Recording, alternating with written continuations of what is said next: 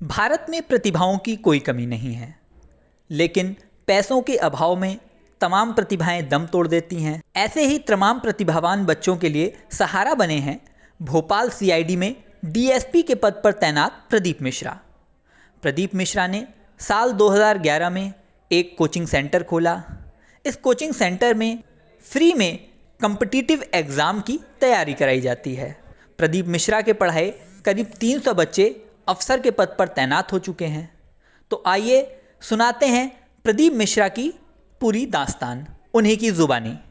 ये बहुत पुरानी बात है, लगभग 11 साल पहले की। 23 जनवरी 2011 नेताजी सुभाष चंद्र बोस का जन्मदिन था। हर साल 23 जनवरी को हम उनका जन्मदिन मनाते आए हैं।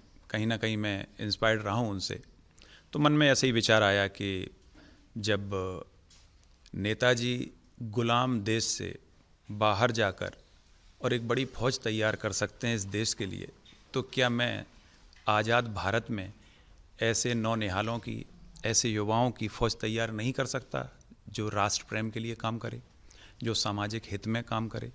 आज के परिवेश में जहाँ हर व्यक्ति का एक स्वभाव बन गया है कि वो अपने लिए जीवन जीना चाहता है। मैं चाहता हूँ मेरे संपर्क में जितने विद्यार्थी आएँ वो समाज के लिए जीवन जिएं। इसी प्रेरणा से प्रेरित होकर मैंने इस संस्थान की नींव डाली। कितने बच्चे अभी तक सर सिलेक्ट हो चुके हैं और किस किस चीज़ की यहाँ पर तैयारी होती है? वर्ष 2011 से निरंतर मैंने शुरुआत बहुत नीचे स्तर से की।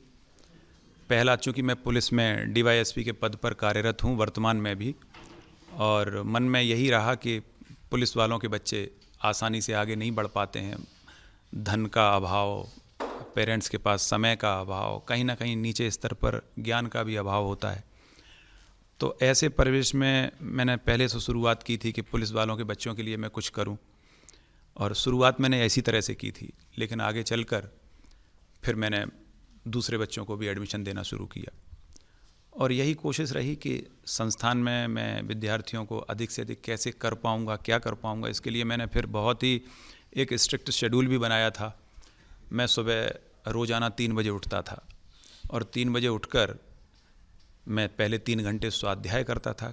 कठोर परिश्रम था मेरे लिए, क्योंकि एजुकेशन छोड़े हुए काफ़ी समय हो गया था। फिर मैंने दोबारा उसी एजुकेशन के पन्ने पलटने जब शुरू किए, तो फिर 3 बजे से 6 बजे तक मैं पढ़ता था, और उसके बाद 6 बजे से लेकर 9 बजे तक मैं लगातार 3 घंटे पढ़ाता था। इस तरह से संस्थान की नींव पड़ी, और धीरे धीरे लगनशील विद्यार्थी आए मेरे संपर्क में, और सफलताएं मिलती चली गईं। तो शुरुआत कांस्टेबल से हुई और सब इंस्पेक्टर से हुई। आगे चलकर बैंक में पीओ और विभिन्न विभागों में इंजीनियर के पद पर भी विद्यार्थी मेरे यहाँ से सिलेक्ट हुए। रेलवे में, एनटीपीसी में और एसएससी में, ऐसे करके बहुत सारे क्षेत्र में विद्यार्थियों के सिलेक्शन आना शुरू हुए। और इसी साल से मैंने पीएससी की क्लास चालू की है, और हर साल मैं 100 विद्यार्थियों को निःशुल्क शिक्षा देना चाहता हूँ। अगर पूरे मध्य प्रदेश से मेरे पास विद्यार्थी आते हैं, मैं जून के माह में एंट्रेंस एग्ज़ाम लेता हूँ। अगर विद्यार्थी आएँ और मेरा एंट्रेंस एग्ज़ाम दें, पास हों, तो निश्चित रूप से वो इन 100 विद्यार्थियों में अपनी जगह बना सकते हैं। सरकार से क्या मदद चाहते हैं? मैं निश्चित रूप से सरकार से ये चाहता हूँ कि जो काम मैं कर रहा हूँ, मेरी क्षमताएं बहुत ज़्यादा हैं, लेकिन मैं क्षमताओं के अनुरूप अभी कार्य नहीं कर पा रहा हूँ। उसका कारण है, हर जगह धन का अभाव सामने आता है। यदि शासन स्तर पर मैं अपील कर रहा हूँ, चाहे मेरे राज्य के मुख्यमंत्री आदरणीय शिवराज सिंह जी अथवा देश के प्रधानमंत्री आदरणीय मोदी जी, कोई भी मुझे सुन रहा हो, मैं आपसे अपील करता हूँ कि आज पूरे भारतवर्ष में ऐसे कितने ही शैक्षणिक संस्थान चल रहे हैं जहाँ करोड़ों रुपए खर्च किया जाता है, लेकिन वहाँ से रिजल्ट बहुत कम आते हैं। एक बार आप मुझे ऐसा संस्थान, ऐसी एकेडमी खुलवा के दीजिए, और जितने गरीब बच्चे हैं हिंदुस्तान के, आप उनमें से चयनित करके, या मुझे मौका दें चयनित करने का, उस संस्थान में पढ़ाने का।